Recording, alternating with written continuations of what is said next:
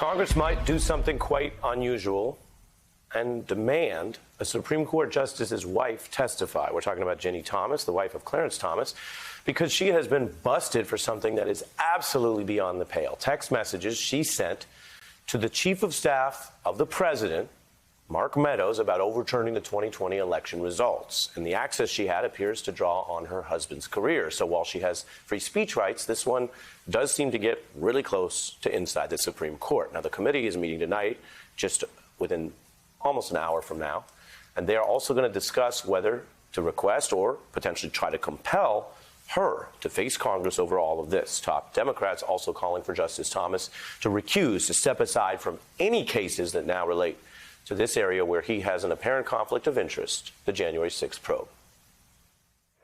I mean, to think that he would consider a case where his wife is frequently contacting the chief of staff of the president and giving advice on matters that are going to be ultimately litigated by the court, that is the ultimate conflict of interest. These cases are going to come before her husband.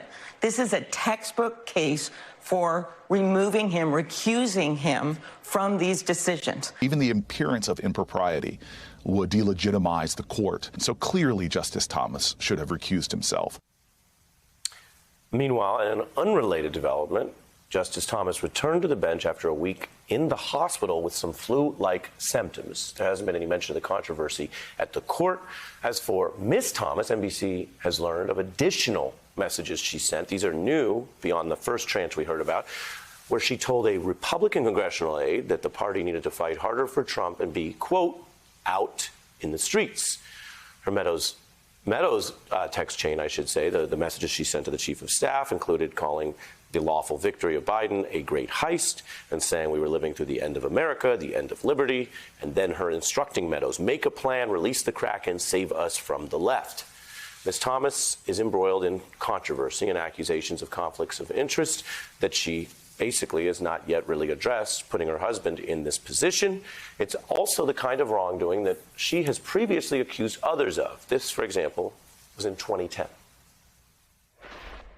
There's a culture of corruption in Washington where dissent is stifled, friends are rewarded, enemies are punished. And in my lifetime, it's never been this bad or this blatant. I'm telling you, there's death threats, there's intimidation, there's very thuggish behavior that is not being reported in the mainstream media. The context there is the thuggish behavior that she said was secretly happening, that she was aware of but was nowhere in the press, right after Barack Obama became president. And yet, let's be clear, whether you call it thuggish, illegal, or bananas, the texts show her sidebarring in secret with the White House about sending political opponents to Gitmo. Was she serious? Was she joking? Does her husband have anything to say about this in our lawful democracy as they, the Supreme Court, hold judgment over everyone else?